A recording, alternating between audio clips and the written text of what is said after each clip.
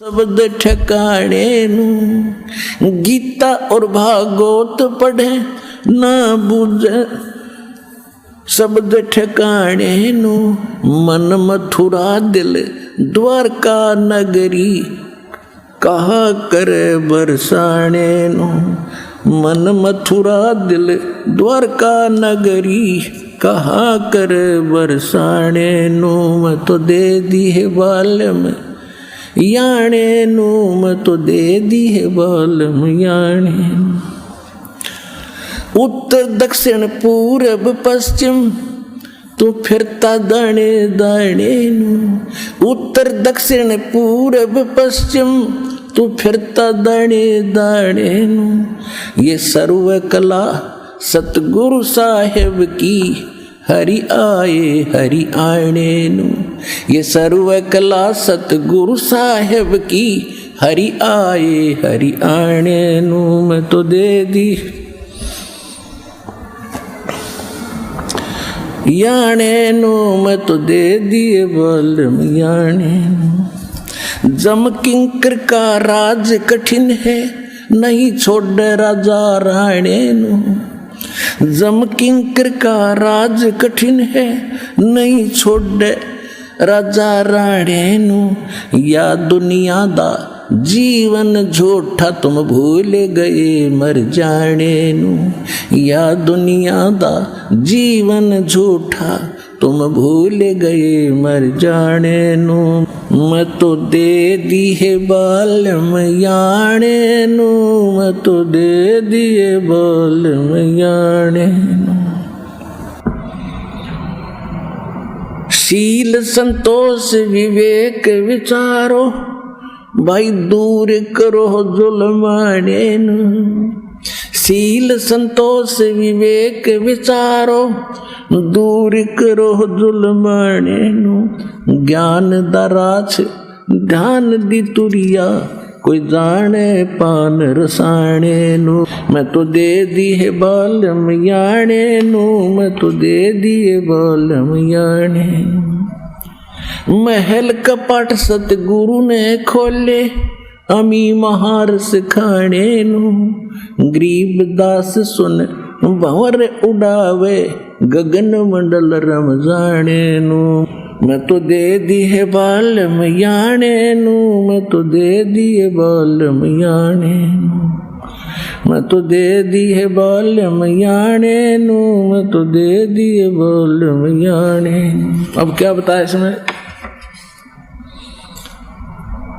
कि गीता और भागवत पढ़े ना बुझे शब्द ठिकाने नहीं। गीता को पढ़ते हैं और मंत्र जाप करते हैं राधे राधे श्याम ला दे हरे कृष्ण कृष्ण कृष्ण रामा रामा ओम नमः शिवाय ओम नमः भगवते वासुदेवाय। ये गीता में है कहीं? वेद पढ़े पर वेद न जाने ये बातें पुराने 18 और पत्थर की पूजा करे ये भूलेगे सिरजनहारा। अब क्या बताते हैं परमात्मा गरीबदास साहिब जी क्या बताते हैं कि आप परमात्मा को ना प्राप्त करके सतभक्ति ना करके कोई तो विदेश जाता है दूसरे देश में घनी माया इकट्ठी करूंगा और कोई कहीं घूम रहा है कोई कहीं घूम रहा है वहां पे बिजनेस करूंगा। परमात्मा कहते हैं जो असली धन तुम भूल गए और उस परमपिता से आपका संपर्क हो गया तो घर बैठे विदेश बना देगा तेरा घर बैठे विदेश बना देगा। क्या कहते हैं पूरब पश्चिम उत्तर दक्षिण तू फिरदा दाने दाने नू ये सर्व कला सतगुरु साहेब की हरि आए हरि आने नू ये सर्व कला सतगुरु साहेब की हरि आए हरि आने नू। अपरात्मा सतलोक आश्रम बलवाला के अंदर परमात्मा कबीर परमात्मा की विशेष रजा है। ये दास उसका भेजा हुआ एक कुत्ता है आप सभी को भौंक रहा है जगा रहा है आपका धन लूट रहा है आप गहरी नींद में सोए पड़े हो और सतलोक आश्रम बरवाला जिला हिसार हरियाणा के अंदर वो हीरे मोती लालों की वर्षा हो रही है, उसको ग्रहण करो।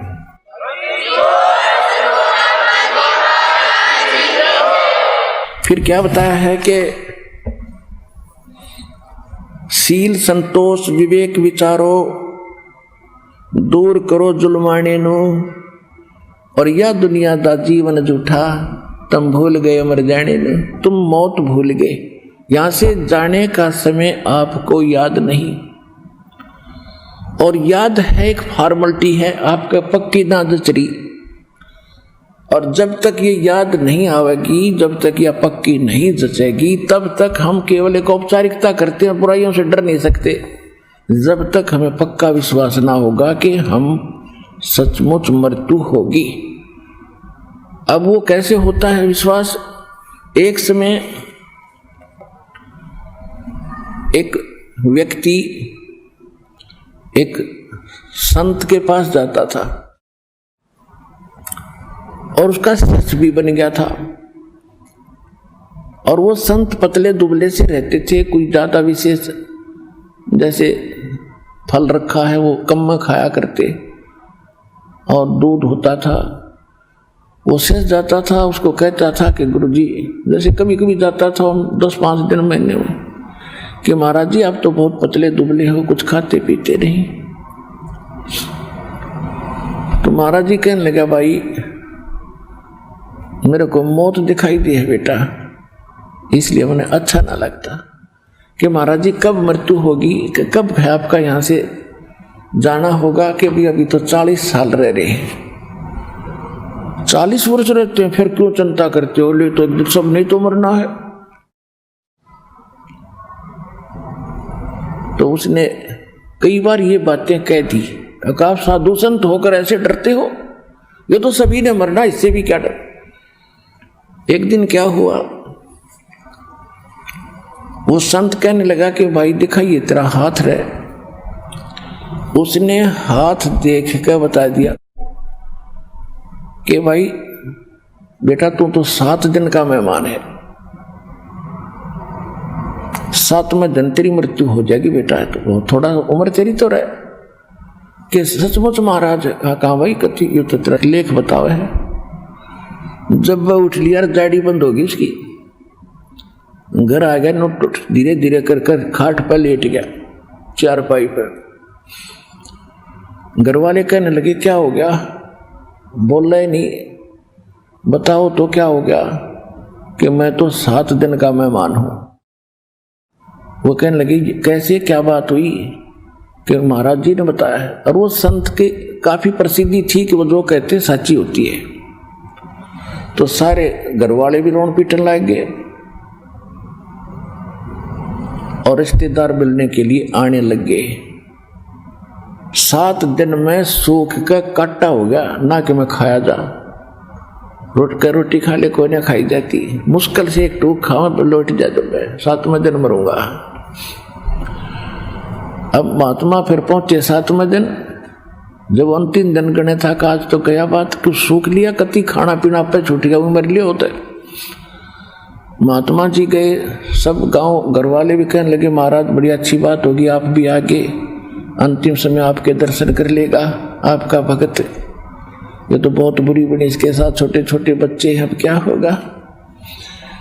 गुरुजी आए, लोटा लोटा देखे, अगर बेटा बहुत कमजोर हो गया तू तो है। महाराज जी बोले बेटा बहुत कमजोर हो गया कि मैं खाता पीता नहीं जी, कुछ भी ना अच्छा लगता, कुछ भी ना लगता, मैंने तो सब प्राय दिखा, अपना महसूस नहीं हो रहा। तो संत बैठ के उसने कहा बेटा देखो कितना समय हो रहा है, आज कब मरेगा तू? आके देख लो जी, देख लो, वैसे देख लो। देख कर महाराज जी बोले रहे भाई बेटा मेरे तक कैलकुलेशन में गड़बड़ रहेगी, 7 दिन नहीं, ये तो 70 वर्ष की उम्र है, अभी तो 30 वर्ष का बेटा, 40 वर्ष रह रही है। अक्सर से मुझे एक बार फिर देखियो एक बार। कहा बेटा सच्ची है तो 70 साल जीवेगा। जब वह उठ गया और बैठ गया, जो महाराज जी बोले बेटा तूने खाया पिया क्यों नहीं 7 दिन में? महाराज जी 31 जी दिख रहा था, मन तो 7वां दिन दिखा था। तो बेटा मुझे वो जो 40 वर्ष मेरे शेष रहते हैं, वो 40वां दिन मैंने ऐसे दिखा जैसे तने ये भी दिखा जब तने कहता किसी ने क्यों सब ने मरना क्यों डरना ये बेरा पटा कैसे मरते। परमात्मा कहते हैं या दुनिया का जीवन झूठा तुम भूल गए मर जाने नु, और शील संतोष विवेक विचारो और दूर करो जुल्माने नु। ये जो कहर तोल रहे हो, जुल्म कर रहे हो, चोरी मिलावट रिश्वतखोरी, कहते इस पाप ने दूर करो और नेक नीति से जियो, तो इस प्रकार तुम्हारा कल्याण होगा। ये बात बनाना तो नहीं, मैंने कह दिया आपने सुन ली, बड़ी बढ़िया सत्संग सुना, बड़ी अच्छी बात बताई महाराज जी ने, और बकवाद वही करो। कहते ये बातें कहने सुन की नहीं, ये करपाड़न की है। ये कोई डूब भाट के गीत नहीं कि वैसे रिक्रिएशन करने आते हो आप। हृदय में जगह बन जाना चाहिए, जख्म हो जाना चाहिए इस बात का कि संसार में आप ज्यादा समय नहीं रहो। जैसे एक समय नानक साहब जी के पास श्रद्धालु जाया करते थे और साधु संत उदासीन हो जाते हैं संसार से, जब ज्ञान हो जाता है उदास रहते हैं, क्योंकि संसार में अपना सा कुछ भी नजर नहीं आता। जब ज्ञान हो जाएगा एक औपचारिकता शेष रह जाती है। लेकिन साधु संत किसी से विरोध और कोई नफरत नहीं करते, लेकिन ये अपना सा नहीं लगता। जैसे होटल में रहता है ना इंसान, होटल में सारी सुविधाएं होती है, बेड भी, चेयर भी, सोफे भी और सारी टेलीविजन भी लगा हुआ होता है। तो वो उसको पता है कि मेरा नहीं है, जब तक मैं हूं यहां तब तक इससे हमने केवल इसका उपयोग कर सकते हैं। तो यहां परमात्मा भी कहते हैं ये काया तेरी है नहीं, ये माया कहां से हो जिसने तू अपना मानने बैठा। ये काया तेरी है नहीं, माया कहां से हो। और चरण कमल में ध्यान रख, इन दोनों ने खो, यह शरीर भी तेरा नहीं, यह संपत्ति और ये कोठी कार तेरी नहीं, इन दोनों ने भूल जा और भगवान के चरणों में विशेष कसक बनाकर जी। और जब तक इस होटल में है अपना ठीक है, इनका उपयोग कर, कार है, कोठी है, मकान है, जो कुछ भी रहे, लेकिन रह ऐसे जैसे होटल में रहते। और ये होटल है तेरा, आज समझ में आ जाओ, चाहे और कुछ दिनों के बाद आ जाएगी। तो तब हम इसको अपना नहीं मान सकते जब होटल नजर आओगा। होटल है ये, लेकिन अभी हमारी भांगना उतरे इतना अपना लग गया है। लेकिन होटल में से ले जाकर दिखाइए कोई कुर्सी वहां से, जब वह छीन लेंगे फिर बैठ। तो इसी प्रकार कहते हैं अगम निगम को खोज ले बुद्धि विवेक विचार, और उदय अस्त का राज मिले तो वे नाम बिगाड़े। कहते हैं भक्ति बिना क्या होत है, यो भरम रहा संसार। और एक रति कंचन 1 ग्राम सोना स्वर्ण पाया नहीं, वो रावण चलती बार जाते समय रावण कहते सरो सोने की लंका थी, वो रावण से रणधीरम, एक पलक में राज विराजी जम के पड़े जंजीर। इतना सोना था, सोने के महल बना रहा था, चलते समय 1 ग्राम भी सोना रावण नहीं ले जा सका। तो इस प्रकार नानक जी के पास भक्त जाते थे और पूछा करते थे कि महाराज आप तो उदास से रहते, कुछ एक जाते जो नए नए जाते हैं, और कहते थे महाराज आप तो उदास से रहते हो, मायूस से रहते हो, साधु संत फकीरों को भी क्या दुख होता है। नानक साहब जी कहते हैं ना जाने काल की कर डारे, किस विध ढल जा पास आवे, अर्जिन आते सरते मौत खुड़क दी, उन्होंने केड़ा हासावे। कि ना जाने ये काल के लोक में, इस गंदे लोक में कब के बिजली गिर गया, एक सेकंड का भरोसा नहीं। और ऐसे लोक में और हम हंसे, डीजे बजावे, नाचे, गावे, वाह करे, तो हमने भांग पी रखी है। एक लड़के का विवाह हो रहा था, अगले दिन बारात जानी थी, उससे पहले दिन सब नाच रहे हैं, डीजे बजा रहे हैं, बहन भी नाच रही, माँ भी, बाप भी। और अगले दिन वो जो बारात जाने लगी, उस दूल्हे वाली कार टकराएगी एक दूसरी गाड़ी से, टैंकर से। और उसमें क्योंकि दूल्हे के साथ इम्पोर्टेंट पर्सन बैठा कर उस परिवार के, कोई बहन का बटेऊ था, कोई रिश्तेदार घना निजी था, और वो 8 के 8 मर गए, इंक्लूडिंग वो दूल्हा। अरे अगले दिन पेपर मारा नो, टक्कर मारे, बाल पाड़े और सिर फोड़े बहन बेटी और सारे। अब चाट ले उस डीजे ने, बजा लो डीजे। तो पुण्यात्माओं इन बातों को हृदय में रचाना पड़ेगा। आपने जब भक्ति करना चाहते हो, यदि स्टूडेंट बनना चाहते हो, भक्त बनना चाहते हो, तो ये बकवाद छोड़नी पड़ेंगी, तब यह भक्ति सफल होगी। ना तो बेसिक बात बनाओ, ठीक है जैसा करोगे वैसा आपने मिल जरूर जाएगा, लेकिन मोक्ष शेष रह जाएगा। तो नानक साहब जी कहा करते, ना जाने काल की कर डारे, किस विद रल जा पास आवे, और जिन आते सरते मौत खुड़क दी, उन्होंने केड़ा हास आवे। फिर नानक साहब जी से पूछा, क्या आप कभी खुश नहीं होते? तो कहते हैं कि खुश होता हूं।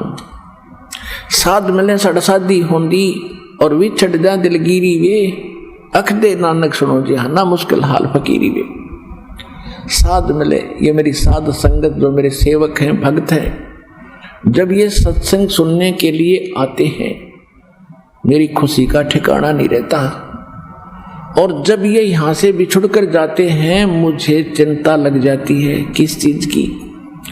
कि मुश्किल से इनको सिर चढ़ाया है, भगवान के निकट लाया हूँ, और मैं एक अकेला इस सच्चे ज्ञान को बताने वाला हूँ, और संसार में ना जाने कितने भ्रमित करने वाले ये सिर्फ संत और महंत बैठे हैं।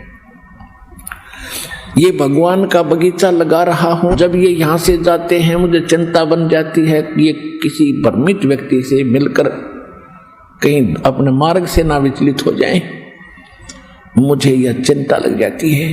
और जब ये यूं के यूं आते हैं और अधिक आते हैं, तो उस समय मेरी खुशी का ठिकाना नहीं रहा कि मेरी फसल में कीड़ा लगा नहीं है। साध मिले सड़ साधी होंदी, विछड़ जा दिलगिरी वे, अख दे नानक सुनो जिहादा, या मुश्किल हाल फकीरी वे। फकीरी माने भक्ति। या भक्ति जो है इतनी कठिन बना दी नकलियों ने, सैकड़ों प्रकार की बकवाद, ये कर लो वो कर लो, वहाँ जाडी ने पूज लो, वहाँ तुलसी ने पूज लो, कि तो मंदिर मस्जिद गुरुद्वारों तक सीमित कर दिए। कहते हैं यह फकीरी भक्ति मुश्किल बना दी इन्होंने। तो जब ये सब भक्त वापस आते हैं तो मैं फूला नहीं समाता कि भगवान के बच्चे अभी सुरक्षित हैं, और जब ये जाते हैं तो मुझे दुख होता है, क्योंकि यह भक्ति बड़ी कठिन है। इसे एक बार पैर फिसला फिर तो काल के ही जाल में प्राणी रह जाता है। अब जो प्रसंग चल रहा है कि इस सतलोक आश्रम बरवाला के अंदर जो भक्त आ जाते हैं, इनका घना सौभाग्य है, चाहे कोई दुखी आया है भावे चाहे कोई सुख में आया है, ये दुख उसके लिए फिर एक वरदान सिद्ध होगा, जो दास के इन वचनों को स्वीकार करके और इस पर दृढ़ हो जाएगा। क्योंकि दास का उद्देश्य केवल आपको यहां बुलाना और छू मंत्र करके रोग नाश करना नहीं है कुछ, क्योंकि अब देखा भगत ज्यादा आन लागे, विशेषकर जो दुखी है रोगी हैं, वो सुन लेते हैं, कोई कह देता वहां जाओ, जाते ठीक हो जाओगे। यहाँ आते हैं कई भगत तो कहते हैं हमने तो बस यो ठीक कराना है, नाम नूम ना लेना। बता कोई बात हुई या सिर में दर्द करना हो हमारे भी, तुम यहाँ पर यहाँ आने से पहले ये सोचकर आया करो, यदि आपने मोक्ष प्राप्ति करनी है तो आओ, यदि आपने रोगी नाश कराना है तो हॉस्पिटल बहुत बड़े हैं, वहां जाओ। हमारा मूल उद्देश्य है, जो असली सौदा हम करते हैं वो हमारा सौदा मोक्ष प्राप्ति, जन्म मरण का रोग नाश करना है। और जो अन्य संसारिक और शारीरिक कष्ट या मानसिक पीड़ा, ये तो हम रुंगे में देते हैं आपको, रुंगे में। अगर सौदा करोगे तो रुंगा मिलेगा, ना तो मिले नहीं। रुंगा क्या होता था पुराने समय में, पैसा नहीं होता था गांव में, कनक से ही गेहूं चने, किसान जो है जाति में दास का जन्म था। तो हमारी दादी जी लेती थी, कभी कोई सब्जी बेचने वाला आ गया, कोई प्याज बेचने वाला आ गया, फेरी लगाने वाले, कोई टिंडे बेच रहा है, कोई आम बेच रहा है, कोई कुछ भी, तो वो क्या जैसे एक बेला एक कटोरा गेहूं का भर लेती और जाके उससे पूछती भाई ये कैसे दिए तने टिंडे। वो कहता ताई गेहूं के 2 बार देता हूँ, 2 बार। तो गेहूं एक पलड़े में डाल लिए, गेहूं के बराबर 2 बार टिंडे। जो सौदा करना था तो दादी जी के झोड़ी में डाल दिया। फिर मेरी दादी जी कहती थी भाई रूंगा और दे, वो उठा के एक टिंडा और दे देता, ना भाई और दे, एक और दे देता छोटा सा, दादी जी राजी हो जाती। यानी सौदे से नारा जो एक्स्ट्रा बेनिफिट था उसने रूंगा कहा करते, और रूंगा उसको मिलेगा जो सौदा लेगा। या सोच लियो अड़ान तो पहले हमारा सौदा है जन्म मरण का रोग नाश करेंगे, सतलोक ले जाएंगे, सत भक्ति प्राप्त करनी है तो यहां आया करो, ज्ञान सुना करो। हम भक्त जो अपना अनुभव बताते हैं उससे पहले कम से कम पौना घंटा यही बताता हूं, भक्ति करो, भक्ति बिना बात बने नहीं। और फिर तुम इस भाव से आइयो, हमने मोक्ष प्राप्ति करनी है। और पुण्यात्माओं देखो, यहां तो दोनों हाथों में लाडू, एक मंत्र लेकर प्रथम मंत्र उच्चारण करके वहां बैठ कर उच्चारण कर फिर भी मृत्यु होगी ना, आपको मनुष्य जन्म गारंटीड है। ये भगवान का कहा वचन समझ लेना। तो इसलिए हम भी इस बात को अवॉइड नहीं करते, क्योंकि जैसे तैसे कोई आकर नाम ले गया, जब दर्द हो गया तो गारंटीड ठीक होगा, कि कैसी बीमारी हो। और फिर भी जो डगमग हो गया तो हमने तो अपनी आत्मा पकड़नी है। भगवान ने एक बार नाम ले लिया और 10-5 मंत्र कर लिए, या एक भी मंत्र उच्चारण करके किसी कारण से और उसकी मृत्यु भी होगी तो भगवान का हो गया वो, उसको तुरंत मनुष्य जीवन देगा। और अब विश्व में ये ज्ञान फैले ही फैलेगा, वो आत्मा चढ़ गई लाइन पे, अगले जन्म में उसका मोक्ष कर देगा। भगवान परमात्मा ने तो अपने लाल इकट्ठे करने हैं। और यहां अगर भक्ति नहीं करेगा, कहीं और जागा वो मरे तो मरेगा, तो मनुष्य जीवन उसने लाख जन्म भी ना मिला फिरता है, क्यों भक्ति करे नहीं रखी। तो यहां दोनों हाथों में लाडू, भगवान जब सच्चे दिल से भक्ति करोगे तो स्वस्थ भी होगे और मोक्ष भी मिलेगा।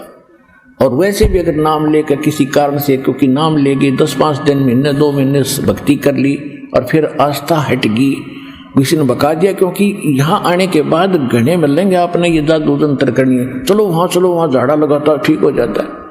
यहाँ आते हैं भक्त बताते हैं, लाते हैं कि इसको ऐसी बीमारी थी या कैंसर थी इसके और ठीक हो गया था। अब तीसरी बार आया, दूसरी बार आया, जब वो कति स्वस्थ था, मतलब 90% आराम था। और फिर कोई रिश्तेदार आ गया कि वहाँ जाते ही ठीक हो जाता, उसको ले गया झाड़ा लगा दिया, वैसी स्थिति फिर होगी तीसरी बार आया जब।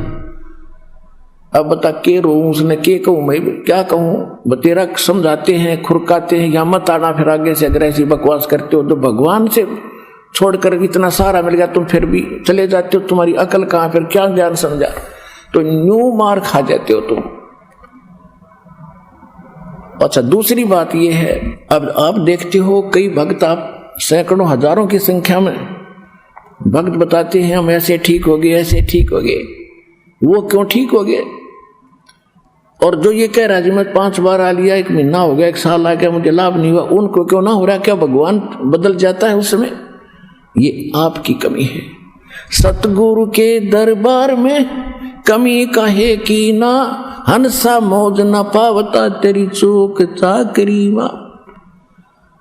इस सच्चे दरबार में इम्पॉसिबल वर्ड नहीं है भगवान कबीर साहब की डिक्शनरी में, असंभव शब्द नहीं है। इसके सच्चे दरबार में किसी वस्तु की कमी नहीं है। लेकिन आपको रजा नहीं प्राप्त हो रही तो आपकी कोई सेवा में, कोई क्रियाओं में, कोई आपकी मर्यादा में त्रुटि है, उसको ठीक करो। दूसरा ये होता है कि जैसे एक डॉक्टर के पास एक जैसी रोगी जाते हैं, एक रोगी तो 2-3 खुराकों में ठीक हो जाता है, दवाई देते हैं, और एक को कहता है कल फिर आना, 1 हफ्ते में दवाई ले जा, फिर आना हफ्ते में। तो उसका रोग दीर्घ है, उसका रोग अभी स्टार्ट था, वो 2-3 खुराकों से ठीक हो गया, और ठीक वो भी होगा क्योंकि औषधि वही है, उसका थोड़ा समय लग जाएगा, स्वस्थ अवश्य होगा। तो ये भी कारण है। इस कारण से भी आप लगे रहना, परमात्मा के फार्मूले हैं, द्वार धनी के पड़ा रहे और धके धनी के खावे, और 100 काल झकझोल ही पर द्वार छोड़ नहीं जा। तो इन फार्मूलों को अपनाना पड़ेगा अपने। फिर क्या बताते हैं, धीरे धीरे रे मना, धीरे सब कुछ हो, माली सींचे सो घड़ा, भाई ऋतु आए फल हो। एक ये फार्मूला है कि धीरे धीरे रे मना, धीरे सब कुछ हो, माली सींचे सैकड़ों घड़े पानी के, और समय आए फल हो। जैसे एक आम का पौधा बीज बोया माली ने, और उसमें जब तक वो पेड़ नहीं बनता उसकी सुरक्षा भी करता है, उसकी सिंचाई भी करता है, सैकड़ों घड़े पानी डालता है, तो वो उस प्रोसेस का मास्टर है। उसको अविश्वास नहीं होता, उसको पक्का दृढ़ विश्वास है कि इससे यूं आम पेड़ बनेगा, और जब ये पेड़ बन गया तो इतने फल देगा, लदपद हो जाएगा। इसी प्रकार आपका यो भक्ति रूपी, सत भक्ति रूपी, यथार्थ भक्ति रूपी पौधा आम का बीज ईब बुया है। आप जब से यहाँ आए, अब इसकी सुरक्षा और आप इसकी संभाल करो, सिंचाई करो, सेवन करो, मर्यादा में रहो, बाढ़ बनाओ, इसकी रक्षा करो और भक्ति करते ही रहो। एक बार इसने थोड़ा सा समय दो, उबरन दो आपकी भक्ति, और बनन दो इसको भक्ति का पेड़, फिर देखना फल लदपद हो जाओगे, आप भी खा लोगे, रिश्तेदारों को भी पहुंचा दोगे, तो भी ना खत्म हो, इतना सुख देगा। फिर तीसरा फार्मूला ये है, जैसे आपको बहुत बार बताया है कि भगत भी आपस में बताते हैं। एक बहन आया करती थी, सन 2005 से उसने नाम ले रखा था, संतान नहीं थी, और लगभग 15 वर्ष शादी में भी हो गए थे, लेकिन उसको ज्ञान गुण से कति समझ में आ गया था इस बात का कि अगर होगा तो कदे सुनाई यही होगी, ना हो नहीं संसार में। तो उसको बार बार कहा जाता, बेटी विश्वास रख, कहते हैं कभू तो दीन दयाल का भनक पड़ेगी कान, तो वह भी दृढ़ रही। तो इकट्ठी 2 लड़की दी उसको, 2 लड़की बालक ने, 40 साल की उम्र में। अब 1.5 साल के बाद अब फिर इकट्ठे 2 लड़के और हो रहे, उसका वह कभी इंटरव्यू फिर देगी, आई हुई थी लेकर के, अब 2 लड़के फिर दे दिए। मगर बेटी हाथ जुड़वा देगा तेरे संतान की, तने बस करना पड़ेगा। जो इस तरह की डिमांड रखते हैं तो आशा लेते, तो उन्हें दृढ़ भी होना पड़ेगा और ये फार्मूले अपनाने पड़ेंगे। फिर देखियो कि करना हो जाए। एक भगत आपको बता रहा था इंटरव्यू में, पता नहीं कहाँ कहाँ भक्ति करते थे, 2 लड़के थे, कैप्टन था, एक और अच्छा लड़का था, दोनों की मृत्यु होगी, कई की लाख रुपये लगे बीमार होकर के, और 50 वर्ष की उम्र हो गई थी, 50 से भी ऊपर उम्र हो ली थी उस माई की बेटी की। लटपट कर यहाँ ही किसी बहन के कहने थे, यहाँ 1.5 साल भर के बाद उसने अपना ऑपरेशन ठीक करवाया, साल भर के अंदर लाल दे दिया। तो जब आदमी सारा लटपट लेगा ना, जब यहाँ दृढ़ होगा और फिर देखना खेल जाता है। तो आप इस सत्संग में आकर ये ज्ञान सुना करो और जो दास बताओ उस पर दृढ़ होया करो, संसार की मत सुना करो। यहाँ से नाम लेकर जाने के बाद कोई ये कह देगा चल वहाँ लड़के होने की दवाई मिल रहा है, वो हमारा फार्मूला खत्म, वहाँ कुछ होना ही नहीं था, भगवान ने हाथ हटा लिया। तो इस प्रकार चाहे कुछ भी हो, यहाँ आने के बाद आप सपने में भी किसी की आस्था मत करना, परमात्मा कबीर जी के अतिरिक्त। और फिर देखना, एक कैसा दे सब सदे, सब साधे सब जाए, माली सींचे मूल को फिर फले फूले अगाए। तो एक ये फार्मूला है कि राम नाम रटते रहो जब तक घट में प्राण, और कभू तो दीन दयाल के भनक पड़ेगी कान। मतलब इस श्रद्धा से आप यहाँ आओ। और फिर दूसरा ये उद्देश्य रखो कि मान लीजिए किसी भी कारण से त्रुटि तो हमारी ये रहेगी और परमात्मा वो स्वस्थ ना हो सके और मर गया, मृत्यु भी होगी, तो मनुष्य जीवन मिलेगा। मनुष्य जीवन का मिलना कोई बालकों का खेल है। ये तो असंख्य जन्म हो गए, मृत्यु असंख्य जन्म, और ये तो होगी आज ना तो कल होगी। जैसे आज कोई मृत्यु को प्राप्त हो रहा है 50 साल की उम्र में, अब उसको बड़ा बुरा लग रहा है, क्यों क्या सोच रहा है कि और 10 वर्ष जी जाता, और जो शेष बचे हैं वो कौन से सदा रहेंगे, 10 साल बाद से उनकी टिकट कट लेगी, यहाँ कोई रह नहीं सकता। कबीर साहब क्या कहते हैं, साथी हमारे चले गए हम भी चलन हारे, कोई कागज में बाकी रह रही ही ताते लगी है वार। परमात्मा कहते हैं हमें समझा रहे हैं कि तुम देख रहे हो कि कोई कल मर गया, कोई परसों मर गया, इसी से आपके मित्र प्यारे रिश्तेदार खत्म हो रहे हैं और आप भी एक दिन जाओगे। आपका कोई कागज में बाकी रह रही है, यानी कोई समय सांस शेष है, जिस दिन वो पूरे होंगे 1 सेकंड में जाओगे, यहाँ से कोई रोक नहीं सकेगा। तो कहने का भाव ये है कि इस संसार की आस में केवल यहां जीना ही जीना मानकर भक्ति नहीं बनेगी। परमात्मा की भक्ति को प्रथम रखकर और फिर चलो आप विश्वास करो, ये मालिक आपको जीवन देगा, आपकी आयु बढ़ावेगा, एक्सटेंशन देगा, यदि आपकी नीत भक्ति की रही। दूसरी बात ये होती है, जैसे परमात्मा को तो हमारे आने वाले समय का खूब पता है। जैसे कोई भक्त की मृत्यु होगी, सतनाम प्राप्त करके सारनाम प्राप्त नहीं हुआ, अब कोई उसके मन में, क्योंकि जो भक्त है उनको तो दृढ़ता रहती है, समाज के लोग वहां आते हैं, पता नहीं क्या क्या उसको कहते हैं, तुम तो ये कहा करते, तुम तो ये कहा करते, अच्छा भगत था, पूरी श्रद्धा थी, इसकी एक्सटेंशन क्यों ना करी तुम्हारे भगवान ने। तो पुण्यात्मा विचलित ना होना। आपको उदाहरण देता हूं कि उस भगत के कुछ आगे चल के ऐसे कुसंस्कार होते हैं कि सार नाम प्राप्त करके भी उसमें कोई दिक्कत आ जानी थी और उसमें फिर ये नहीं सफल हो सका था, तो इसलिए उसका उसी समय परमात्मा ने अपनी कृपा से ही उसका अंत करके दोबारा जीवन देते हैं और फिर नए सिरे से उसको पार करते हैं। अब तो ये भक्ति युग शुरू हो गया, हजारों वर्ष ये चलेगा। अब तो कोई धोखा है नहीं, मोक्ष नहीं, मृत्यु होगी तुरंत मनुष्य जीवन 10वें महीने आ लेगा। यहाँ पर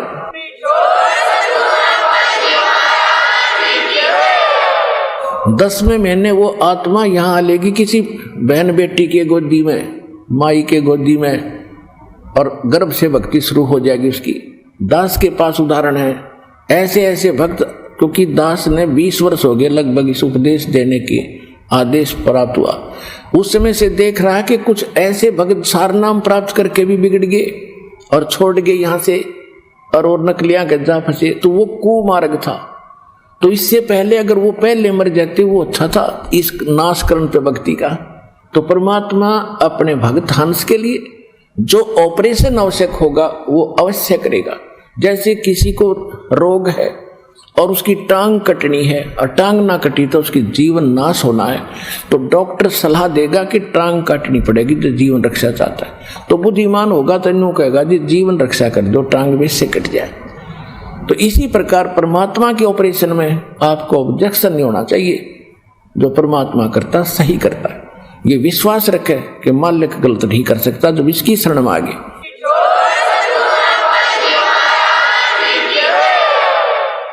जैसे एक डॉक्टर के पास आप पहुंच के तो वहां डॉक्टर की चलनी चाहिए, मरीज की नहीं। जब मरीज चला होगा तो ऑपरेशन फेल हो जाएगा और वो जीवन अपना हाथ धो बैठेगा। तो इसी प्रकार जैसे आप देखते हो बिल्ली जो होती है एक घर में बच्चे पैदा करती है और तीसरे दिन उनको मुख से उठा सारी रात दूसरे घर में ले जाती है। क्यों ले जाती है? कि उसको पता है कि कहीं यहाँ कुत्ते कातों को पता ना लग जाए, तेरे बच्चों का यहाँ पता लगा इतना दूसरे में रखे होंगे। और जब वो उठाकर चलती है उन बच्चों को अपने मुख से पकड़ती है। कितने पैने दांतरे होते हैं, दांत होते हैं बिल्ली के, और वो बच्चों को बीच से पकड़कर चलती है। वो बच्चे चू भी नहीं करते। क्यों नहीं करते? क्योंकि हम उनको दर्द होता है, उनको मालूम है हमारी माँ पकड़ रही है और इसी से दर्द हो रहा है हमारे को। ये कोई विशेष खास बात है, हमें कोई खतरा है, उससे बचाने के लिए ले जा रही है। तो वो पशु भी इतना महसूस करते हैं, वो भी हाय हाय ना करते और चुपचाप बेचारे नो हो जाते, नो सुकड़ जाते हैं। और वो पकड़ के ले जाती है और बिल्कुल नहीं बोलते। उनको मालूम है जब शोर कर दिया तो कोई पहचान ले, कुत्ता आ जाएगा, हमें खा जाएगा। तो चुपचाप उस दर्द को सहन करके सुरक्षित हो जाते हैं। तो इसी प्रकार समझ लेना, परमात्मा थोड़ी बहुत यहाँ आकर भी आपको कोई पीड़ा है तो आपके हित में है, आप उसमें बिरडाना नहीं। कई तनों को मैं 4 बार आ लिया जी, अरे 4 बार में कला टूट गया, सारी उम्र आना तेने तो यहाँ पर। अगर 4 अपन में थक लिया तीसरी तेरे को लाभ होगा, फिर फायदा क्या होगा इसका। तो पुण्यात्मा उनको याद रखना है। कहते राज्य क्रम ताराम की रजा धरे सो शीस, दास गरीब दरस परस तिन बैठे जगदीश। इस परमात्मा की रजा में रहना और देखना, फिर ठाठ आपके 101 पीढ़ी का कल्याण होगा, या कोई डूम भाट के गीत नहीं।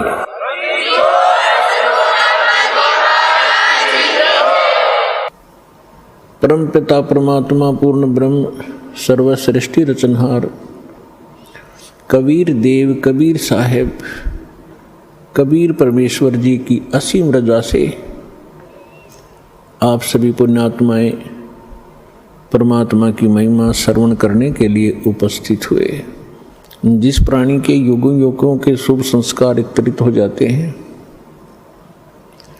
उनको मानव शरीर प्राप्त होता है। उससे भी शुभ संस्कारी वो हंस आत्माएं हैं जिनको सतगुरु मिलते हैं, सत्संग श्रवण करने का अवसर प्राप्त होता है।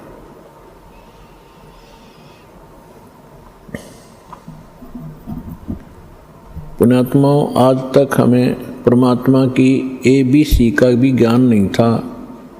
हम कह भी अध्यात्म मार्ग का नहीं जान पाए, चाहे हम अपने आप को कितने ही विद्वान मानते रहे, चाहे हमने वेदों को कंठस्थ याद भी कर लिया, श्रीमद् भगवद गीता के सभी श्लोक भी हमने रट रखे थे,